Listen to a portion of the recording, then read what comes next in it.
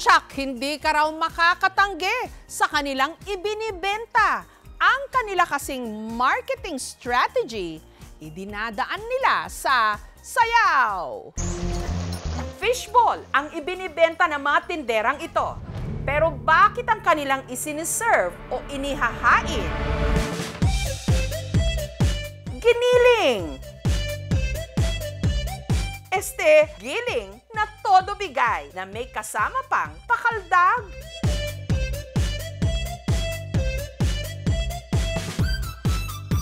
Anong meron, mga mem? Ang kanilang synchronized dance moves, bumenta. Ginawan pa ngayon ang samot-saring dance covers. Hindi lang ginaya ang kanilang steps. Sinasabayan pa sila habang naka-split screen.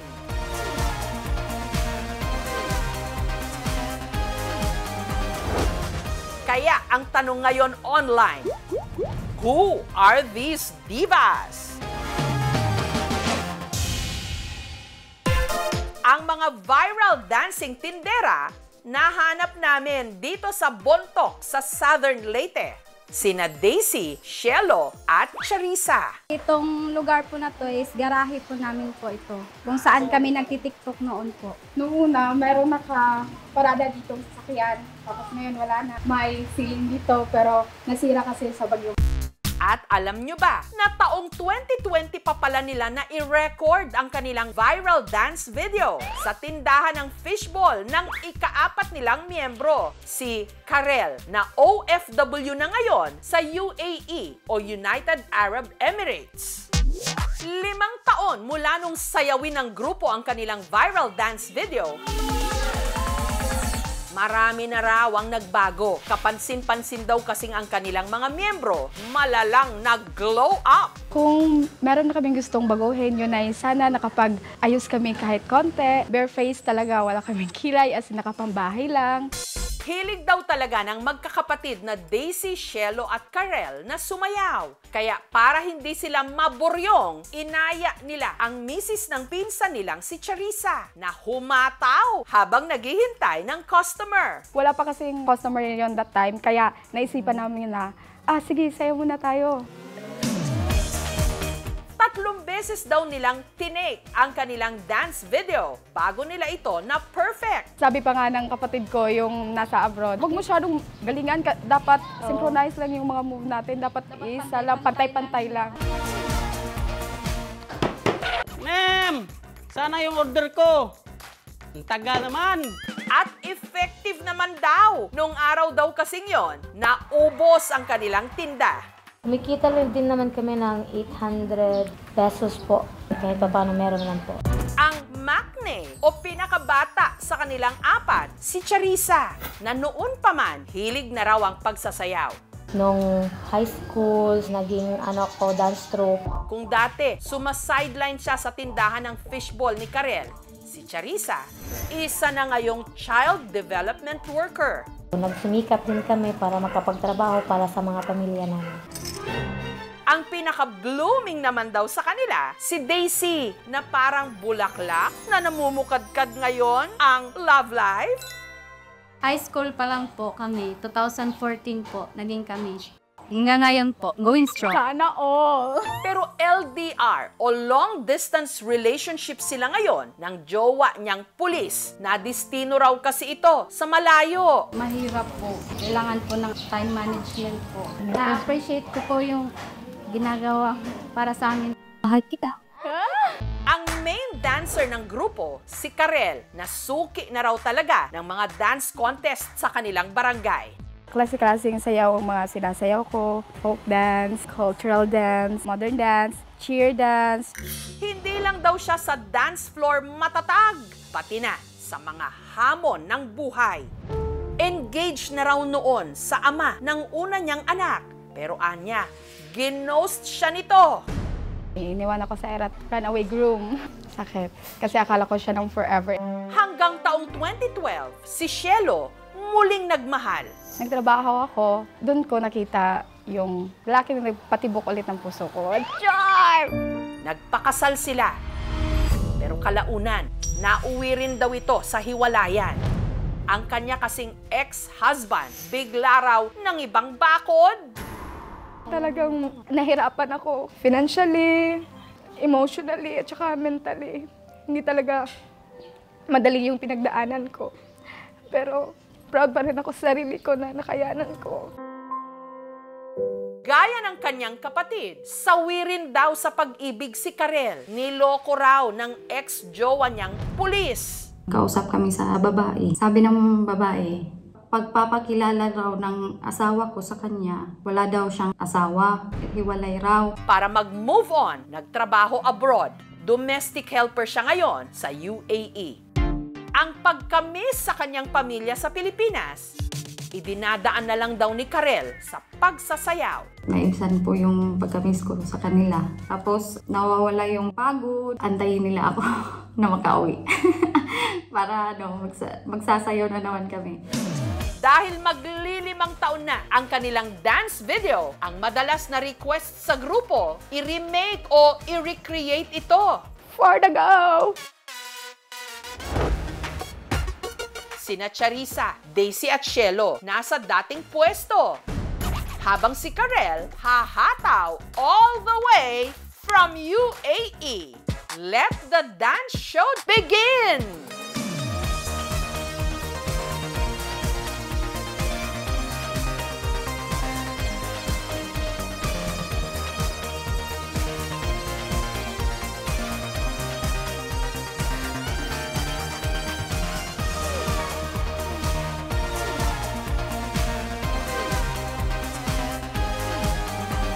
Para sa dancing tinderas ng Leyte, guilty-free raw ang pagbili ng kanilang merienda.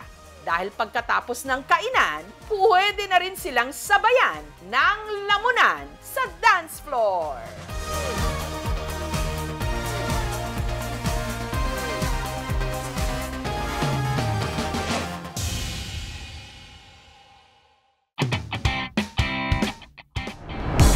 Sa mga nagmomotor o sa mga sumasakay ng mga motor taxi dyan, problema nyo rin ba ito? Pag laging nagagamit, may pawis yan. Yung mga helmet na dahil syempre sa kakagamit, kinapitan na ng pawis at hininga, nanlilimahid o nangangamoy na. Dahil hassle itong labhan, lalo't matagal matuyo at para sa mga helmet na hindi kaya ng alkohol, all roads lead to this vendo machine. Ang kailangan lang, 5 pisong barya. At wala, matik na raw madidisinfect ang iyong helmet. Natanggal yung amoy niya na maasim. Mabango at malinis yung helmet. Ito ang helmet cleaning vendo machine. Ang nakaimbento nito, ang 25 anyos at Gen Z na si Harold. Nasimulan ko siyang maisip at mas conceptualize noong 2023. Commuter din ako ng motorcycle, taxi, hailing apps. Kapag suot mo ng helmet, may amoy talaga. Yung problema na yung amoy, yung bacteria na pwede nating makuha. Si Harold, ginamit ang natutunan niya sa eskwela. I used to compete sa mga robotics tournaments at doon na engrave yung pagkahilig at passion ko when it comes to mga electronics. Una, kasi dapat machine muna. Later on, I realized na in order for it to be accessible at friendly sa mga consumers, naisip ko na nagawin siyang vendo machine, helmet cleaning. Kapag may bagay kayo na pinaghirapan nyo, it's a good story to tell.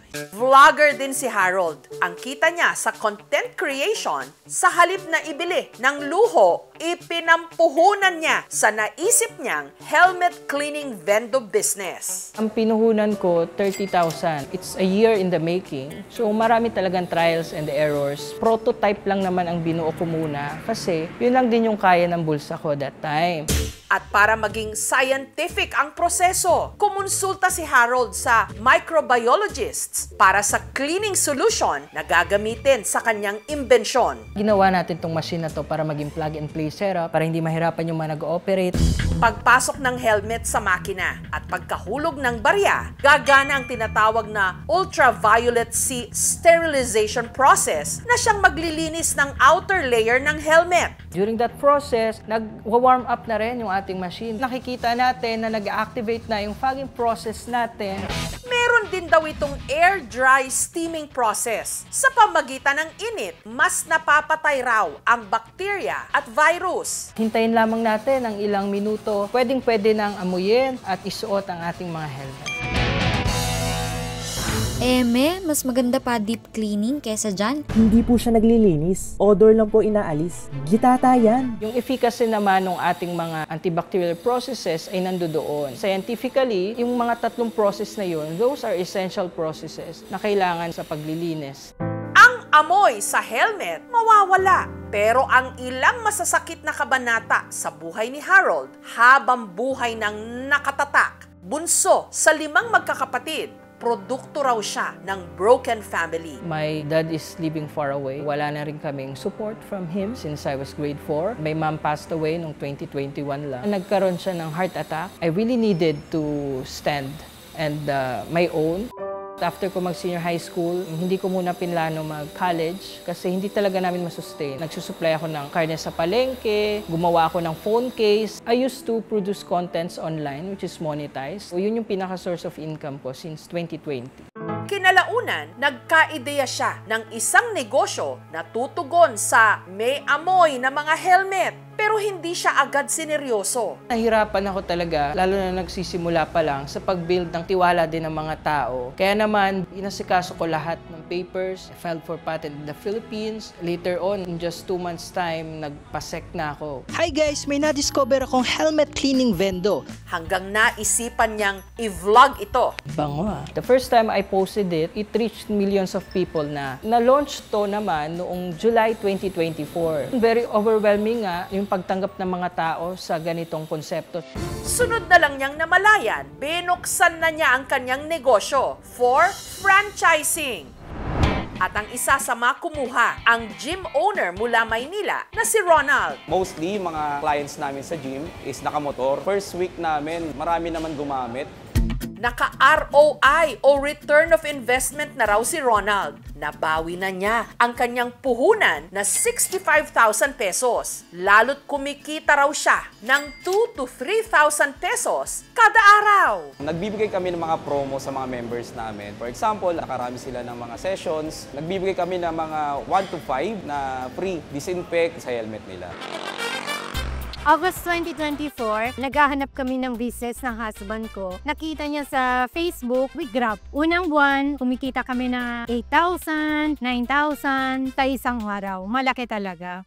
Pero ngayon, marami nang gumaya, humina talaga yung sales namin. Tuloy-tuloy pa rin namin. Nagbubukas pa rin si husband para tuloy-tuloy lang yung kita. Ang business talaga ay up and down. Considering na bago pa lang natin to ino-introduce, may mga franchisee or distributor tayo na hindi ganun kalaki kumita. Meron tayong tinatawag na marketing. Siguro pwede nating paghusayan pa doon.